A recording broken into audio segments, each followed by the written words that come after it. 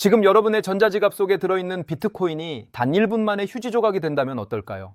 상상조차 하기 싫은 일이 현실이 될 수도 있다는 경고가 나오고 있습니다. 바로 인류 최강의 계상이라고 불리는 양자 컴퓨터의 등장 때문이죠. 안녕하세요, 개미유독학입니다.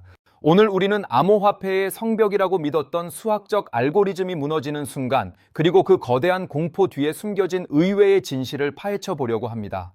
이 영상이 끝날 때쯤이면 여러분은 비트코인을 팔아야 할지 아니면 더 사야 할지 명확한 답을 얻게 되실 거예요. 반가워요. 유튜브의 수많은 정보 속에서 길을 잃은 여러분을 위해 오늘 아주 깊이 있는 다큐멘터리를 준비했습니다. 개미처럼 꾸준히 공부해서 스스로의 길을 찾는 우리 채널의 취지에 딱 맞는 주제죠. 비트코인과 양자 컴퓨터 이름만 들어도 머리가 아프시다고요. 걱정하지 마세요. 초등학생도 이해할 수 있는 비유와 함께 현미경 수준의 디테일로 아주 쉽게 설명해 드릴게요. 이 영상 하나만 끝까지 보신다면 어디 가서 비트코인 전문가라는 소리 들으실 수 있을 거예요. 자, 그럼 본격적으로 시작해 볼까요? 우선 우리가 알아야 할 건 지금 비트코인이 어떻게 만들어지고 있느냐 하는 겁니다. 이걸 흔히 채굴이라고 부르죠. 그런데 이 채굴이라는 단어가 주는 느낌처럼 곡괭이질을 하는 게 아니에요. 정확히는 SHA-256이라는 아주 복잡한 수학 문제를 푸는 과정입니다. 이 문제를 푸는 방식이 정말 무식합니다. 어떤 정답이 나올 때까지 무작위 숫자를 계속 대입하는 거예요.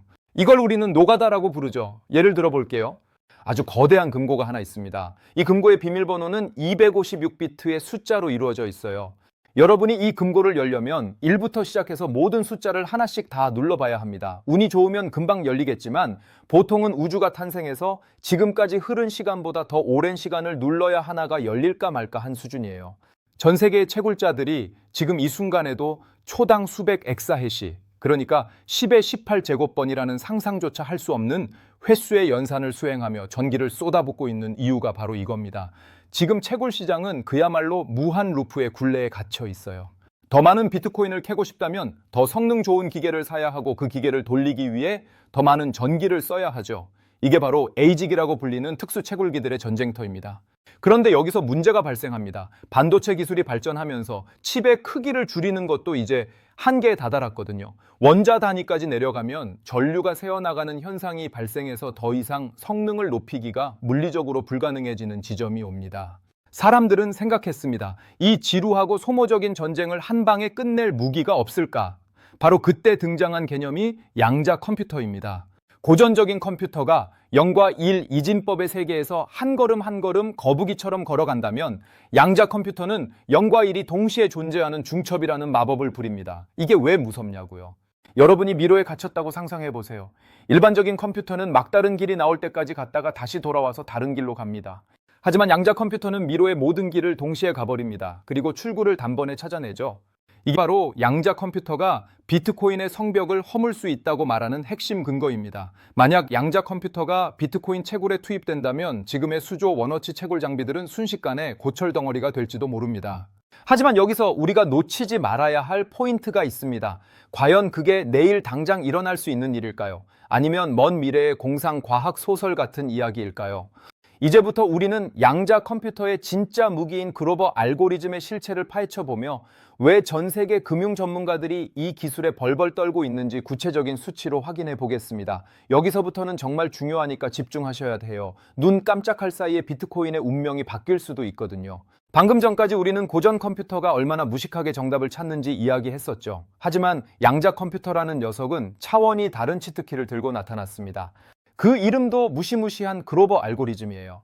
이 알고리즘이 왜 비트코인 채굴자들에게 밤잠을 설치게 만드는지 지금부터 아주 디테일하게 해부해 드릴게요. 쉽게 설명하자면 이렇습니다. 여러분 앞에 1억 개의 상자가 있고 그중 단 하나의 상자에만 황금 열쇠가 들어있다고 가정해 봅시다. 기존의 에이직 채굴기, 즉 고전 컴퓨터는 이 상자를 하나하나 열어봐야 해요. 운이 나쁘면 1억 번을 다 열어야 하죠. 평균적으로는 5천만 번 정도는 열어봐야 답이 나온다고 봐야 합니다. 그런데 양자 컴퓨터에 이 글로벌 알고리즘을 탑재하면 어떻게 될까요? 놀라지 마세요. 단 1만 번의 시도만으로 황금 열쇠를 찾아냅니다. 수학적으로 이걸 제곱근 가속이라고 불러요. 전체 연산 횟수 n의 루트를 씌운 값만큼만 움직이면 된다는 뜻입니다. 숫자가 커질수록 이 격차는 공포스러울 정도로 벌어집니다. 비트코인의 보안을 책임지는 SHA-256은 2의 256제곱이라는 천문학적인 경우의 수를 가집니다. 고전 컴퓨터로는 우주가 멸망할 때까지 두드려도 못 풀 문제지만 양자 컴퓨터는 이론적으로 이 난이도를 2의 128제곱 수준으로 뚝 떨어뜨려 버립니다. 이게 얼마나 압도적인 효율인지 감이 오시나요? 지금 전 세계 채굴자들이 수조 원을 들여 구축한 연산 능력을 양자 컴퓨터는 아주 적은 전력과 시간으로 무력화할 수 있다는 소리예요. 마치 수만 명의 군인이 성벽을 기어오르고 있는데 상대방은 하늘에서 버튼 하나로 미사일을 쏘는 격이죠. 여기서 많은 분이 공포에 빠집니다. 아니 그럼 양자 컴퓨터가 나오는 순간 내 비트코인은 다 털리는 거 아니야? 라고 말이죠. 하지만 여기서 우리는 냉정하게 오해와 진실을 따져봐야 합니다. 사람들이 흔히 하는 착각 중 하나가 양자 컴퓨터가 나오면 모든 암호가 순식간에 풀릴 것이라는 공포예요. 하지만 이건 반은 맞고 반은 틀린 이야기입니다. 양자 컴퓨터가 채굴 효율을 높이는 건 사실이지만 비트코인 시스템에는 이를 방어할 수 있는 아주 영리한 장치들이 숨겨져 있거든요. 실제로 구글이나 IBM 같은 거대 기업들이 양자 컴퓨터 개발에 박차를 가하고 있다는 뉴스를 보셨을 거예요. 그들이 발표하는 수치를 보면 당장이라도 세상이 뒤집힐 것 같죠. 하지만 현실 세계의 데이터와 이론 사이에는 아주 거대한 골짜기가 존재합니다. 여러분 혹시 큐비트라는 말을 들어보셨나요? 양자 컴퓨터의 성능을 나타내는 단위인데 이게 생각보다 다루기가 까다롭거든요. 잠시 상상해 보세요. 아주 예민한 아이가 공부하고 있는 방이 있습니다. 밖에서 자동차 소리만 나도 혹은 아주 작은 먼지만 날려도 이 아이는 집중력을 잃고 문제를 틀려버려요. 이게 지금 양자 컴퓨터의 현실입니다. 주변의 미세한 온도 변화나 자기장에도 연산 오류가 터져 나오죠. 그래서 양자 컴퓨터는 영하 273도라는 우주 공간보다 더 차가운 극저온 냉동고 안에서만 간신히 숨을 쉽니다. 비트코인의 SHA-256 해시 함수를 의미 있는 수준으로 해킹하려면 최소한 수천 개의 오류 없는 논리적 큐비트가 필요합니다. 그런데 지금 인류가 도달한 수준은 겨우 수백 개의 불안정한 물리적 큐비트 단계예요. 전문가들은 이 간극을 메우는데 짧게는 10년, 길게는 수십 년이 걸릴 것으로 보고 있습니다.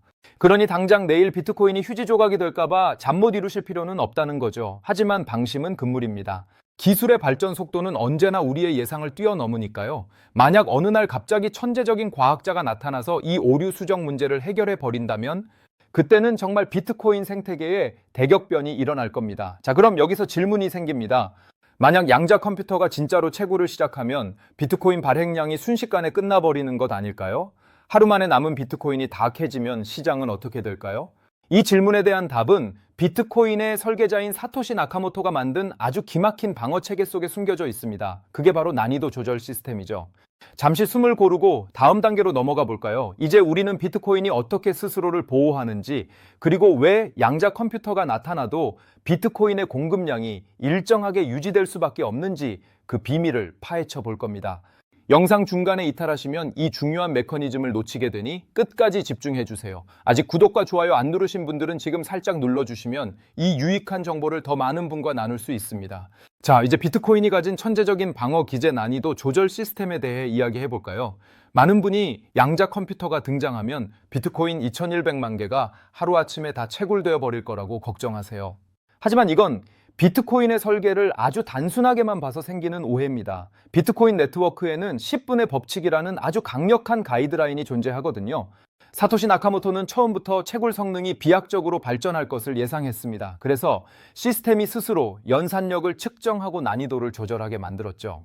약 2주일 정확히는 2016개의 블록이 생성될 때마다 네트워크는 지난 2주 동안 블록이 얼마나 빨리 생성됐는지 체크합니다. 만약 양자 컴퓨터가 투입되어 블록이 1분 만에 하나씩 생성됐다면 네트워크는 다음 주기의 난이도를 말도 안 되게 높여버립니다. 결국 아무리 양자 컴퓨터가 빠른 속도로 계산을 해도 비트코인 시스템은 억지로 그 속도를 늦춰서 다시 10분에 한 개씩 나오도록 맞춰버린다는 거예요. 즉 양자 컴퓨터 한 대가 모든 코인을 순식간에 다 캐버리는 시나리오는 프로토콜상 애초에 불가능하다는 거죠. 기술적으로는 압도적이지만 시스템의 규칙 안에서는 결국 평등해지는 셈입니다. 하지만 여기서 진짜 소름 돋는 지점은 따로 있습니다. 바로 기술적 병목이라는 현실적인 장벽이죠. 아까 제가 이론은 사자인데 현실은 고양이라고 말씀드렸던 것 기억하시나요? 지금부터 그 이유를 아주 현미경급으로 파헤쳐 보겠습니다. 우리가 뉴스에서 보는 양자 컴퓨터는 사실 반쪽짜리입니다. 핵심은 큐비트의 품질이에요. 현재 수준의 양자 컴퓨터는 물리적 큐비트라고 해서 외부 자극에 극도로 취약한 상태입니다. 연산을 하다가도 옆방에서 누가 재채기만 해도 결과값이 틀려버리는 수준이죠. 이걸 보완하기 위해 필요한 게 오류 수정 기술인데 실제 쓸모 있는 연산 하나를 하려면 오류 수정을 위한 보조 큐비트가 수천 개씩 붙어야 합니다. 전문가들의 계산에 따르면 비트코인의 SHA-256을 실시간으로 뚫기 위해서는 수백만 개의 물리적 큐비트가 안정적으로 돌아가야 해요. 그런데 지금 구글이나 IBM이 보유한 건 고작 수백 개 남짓입니다. 비유하자면 우리는 지금 거대한 성벽을 부수기 위해 최첨단 레일건이 필요하다고 말하고 있는데 현실에서 우리가 가진 건 이제 막 불이 붙기 시작한 폭죽 정도인 상황인 거죠. 또한 냉각 시스템의 한계도 무시할 수 없습니다. 양자 컴퓨터는 절대 0도에 가까운 온도를 유지해야 하는데 기계 규모가 커질수록 이 온도를 유지하는 비용이 기하급수적으로 늘어납니다. 만약 양자 컴퓨터로 비트코인을 채굴해서 버는 돈보다 그 양자 컴퓨터를 차갑게 식히는 액체 헬륨 비용과 전기세가 더 많이 나온다면 어떨까요? 아무리 기술이 좋아도 경제성이 없으면 아무도 그 짓을 하지 않겠죠. 결국 지금의 채굴기인 에이직은 오직 채굴만을 위해 태어난 킬러 머신입니다. 에너지 효율 면에서 양자 컴퓨터가 당장 이 녀석들을 이기기는 불가능에 가깝습니다. 하지만 우리는 여기서 멈추면 안 됩니다. 만약 경제성을 무시하고 비트코인 네트워크 자체를 파괴하려는 목적을 가진 누군가가 양자 컴퓨터를 손에 넣는다면 어떻게 될까요? 이게 바로 우리가 진짜 두려워해야 할 51% 공격의 서막입니다. 단순히 코인을 캐는 게 문제가 아니라 네트워크의 신뢰 자체를 송두리째 흔들어버리는 시나리오죠. 만약 특정 국가나 거대 자본이 비밀리에 양자 컴퓨터를 개발해서 공격을 시도한다면 비트코인의 가치는 어떻게 변하게 될까요? 이제 우리는 그 파괴적인 독점의 공포와 비트코인이 준비하고 있는 최후의 방역 카드에 대해 알아볼 겁니다. 여러분의 자산을 지키기 위해서라도 이 다음 내용은 반드시 숙지하셔야 합니다. 비트코인이 단순한 디지털 금을 넘어 어떻게 진화하고 있는지 그 실체를 바로 확인해 보시죠. 자, 이제 우리는 비트코인 생태계가 마주할 수 있는 가장 어두운 시나리오인 51% 공격과 독점의 공포에 대해 이야기해 보려고 합니다. 앞서 말씀드린 대로 난이도 조절 시스템이 발행 속도를 늦출 수는 있지만 만약 누군가 압도적인 연산력을 독점하게 된다면 이야기는 전혀 달라집니다. 상상해 보세요. 전 세계 모든 채굴자의 힘을 합친 것보다 더 강력한 양자 컴퓨터를 특정 국가나 거대 기업이 단독으로 보유하게 되는 상황을 말이죠.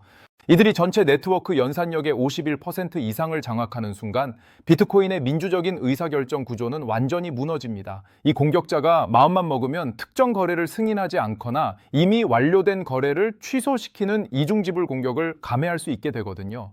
이게 왜 치명적이냐고요? 비트코인의 가치는 기술 그 자체보다 전 세계 사람들이 공유하는 신뢰에서 나옵니다. 누구나 공정하게 참여하고 기록이 조작되지 않는다는 그 믿음 말이죠. 그런데 양자 컴퓨터를 가진 독재자가 나타나서 내 지갑에 있는 비트코인을 보낼 수 없게 막거나 기록을 지워버린다면 그 순간 비트코인의 가격은 0원으로 수렴하게 될 겁니다. 수학적으로 완벽했던 성벽이 양자라는 마스터키에 의해 뚫리는 셈이니까요. 실제로 역사 속의 성공 사례와 실패 사례를 보면 독점의 위험성이 더 명확해집니다. 과거 초기 알트코인들 중 일부는 연산력이 낮을 때 이런 51% 공격을 받아 생태계가 공중분해된 적이 있습니다. 비트코인은 워낙 거대한 연산 장벽을 쌓아두었기에 지금까지 안전했지만 양자 컴퓨터는 그 장벽의 높이 자체를 무의미하게 만드는 게임 체인저입니다. 하지만 여기서 우리가 반드시 짚고 넘어가야 할 반전이 있습니다. 공격자 입장에서도 고민이 생기거든요. 수조 원 아니 수십조 원을 들여서 만든 양자 컴퓨터로 비트코인 네트워크를 파괴한다고 칩시다. 공격에 성공해서 비트코인 가격이 폭락하면 공격자가 얻는 이득은 무엇일까요? 휴지 조각이 된 비트코인을 잔뜩 들고 있어 봐야 아무런 경제적 가치가 없습니다. 즉 공격자 입장에서도 비트코인을 파괴하기보다는 차라리 그 압도적인 성능으로 정직하게 채굴해서 보상을 받는 것이 경제적으로 훨씬 이득이라는 계산이 나옵니다. 그럼에도 불구하고 우리는 최악의 상황을 대비해야 합니다. 경제적 이득이 목적이 아니라 순수하게 시스템을 붕괴시키려는 악의적인 목적을 가진 세력이 있을 수 있으니까요. 그래서 비트코인 개발자들과 커뮤니티는 이미 다음 단계의 방어 전략을 세우고 있습니다. 바로 양자내성 암호로의 전환입니다. 여러분 혹시 소프트 포크라는 말을 들어보셨나요?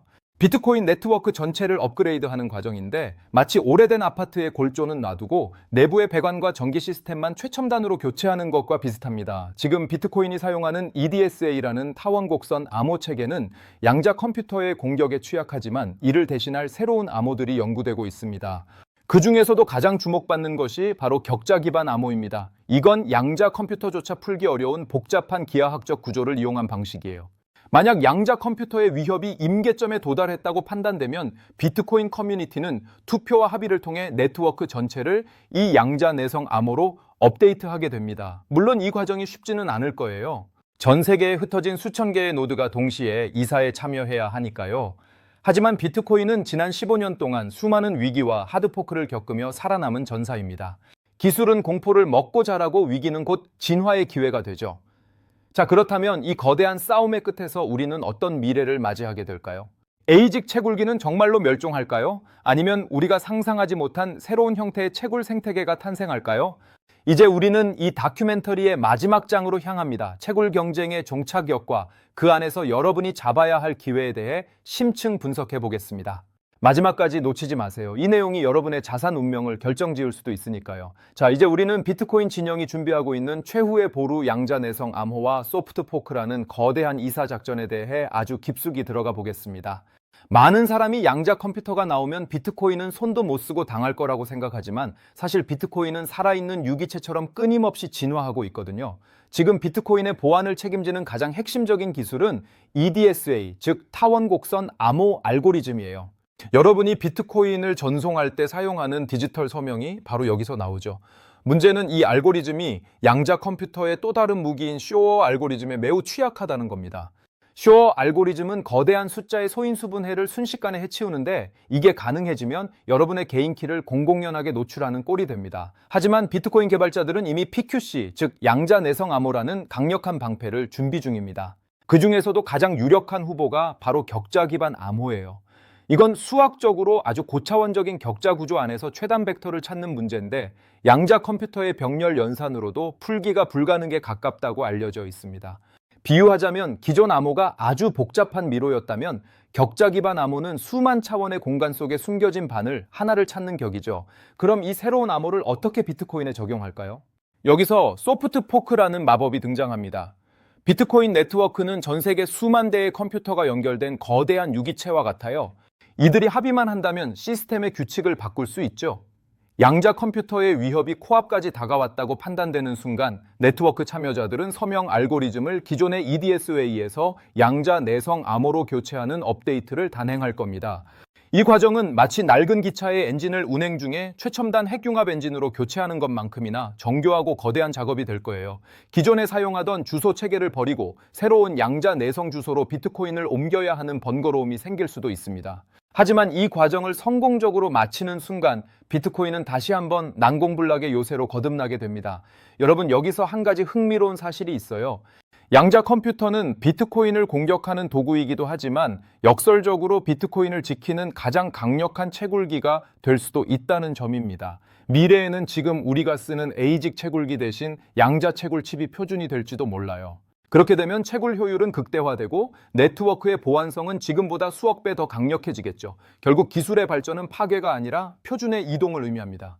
과거에 우리가 중앙 처리 장치인 CPU로 채굴하다가 그래픽카드인 GPU를 거쳐 지금의 에이직에 정착했듯이 양자 컴퓨터 역시 채굴의 역사가 흘러가는 하나의 정거장일 뿐이라는 거죠. 중요한 건 기술의 우위가 아니라 그 기술을 누가 어떤 목적으로 사용하느냐 하는 경제적 논리입니다.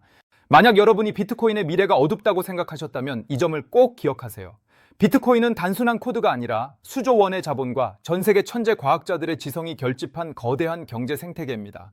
이 생태계는 자신의 생존을 위협하는 존재가 나타나면 반드시 그에 걸맞은 항체를 만들어냅니다. 양자 컴퓨터라는 바이러스가 나타나면 비트코인은 양자 내성라는 백신을 맞고 더 강해질 겁니다. 자, 이제 긴 여정의 마무리를 향해 달려가고 있습니다. 양자 컴퓨터와 비트코인의 전쟁, 그 최종 승자는 누가 될까요?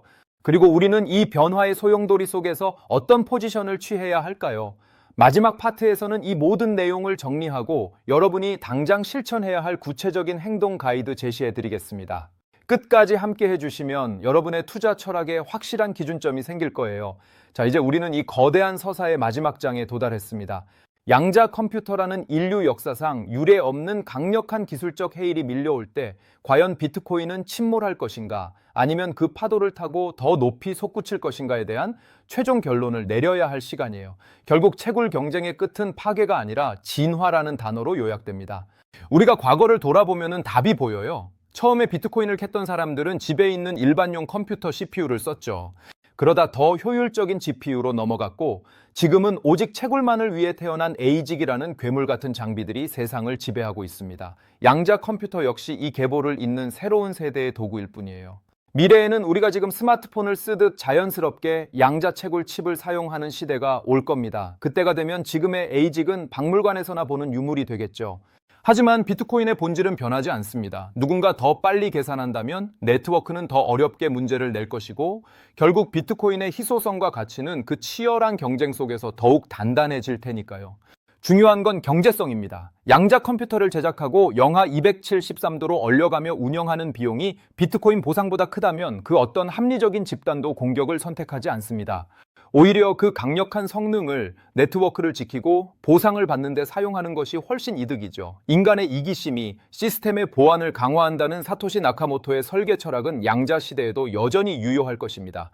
자, 오늘 내용을 아주 짧게 핵심만 요약해 드릴게요. 첫째, 양자 컴퓨터의 그로버 알고리즘은 분명 강력하지만 비트코인은 난이도 조절 시스템이라는 자동 방어 기제를 통해 발행 속도를 유지합니다. 둘째, 현재의 양자 기술은 큐비트의 오류 수정 문제로 인해 실제 채굴 현장에 투입되기까지는 아직 수십 년의 시간이 더 필요합니다. 셋째, 비트코인 커뮤니티는 이미 격자 기반 암호 같은 양자 내성 암호로의 업그레이드 계획을 세우고 있습니다. 그럼 우리는 지금 무엇을 해야 할까요? 당장 공포에 질려 비트코인을 던질 필요는 전혀 없습니다. 오히려 기술의 발전이 비트코인을 얼마나 더 견고하게 만드는지 관찰하며 이 생태계가 양자 표준으로 넘어가는 과정을 흥미롭게 지켜보시면 됩니다. 진짜 위기는 기술의 등장이 아니라 기술의 진보를 멈추고 안주할 때 오는 법이니까요. 오늘 이 긴 영상이 여러분의 막연한 공포를 확신으로 바꾸는 계기가 되었기를 바랍니다. 세상은 아는 만큼 보이고 돈은 보이는 만큼 버는 법이거든요. 오늘 내용이 유익했다면 구독과 좋아요 그리고 알림 설정까지 꼭 부탁드릴게요. 여러분의 클릭 한 번이 다음 영상을 만드는데 정말 큰 힘이 됩니다. 궁금하신 점이 있다면 언제든 댓글로 남겨주세요. 제가 직접 확인하고 답글 달아드릴게요. 비트코인과 양자 컴퓨터의 전쟁, 그 흥미진진한 미래를 앞으로도 저와 함께 지켜봐 주시기 바랍니다. 저는 더 깊이 있고 유익한 콘텐츠로 다시 돌아올게요. 시청해 주셔서 정말 감사합니다. 오늘도 성투하는 하루 되세요.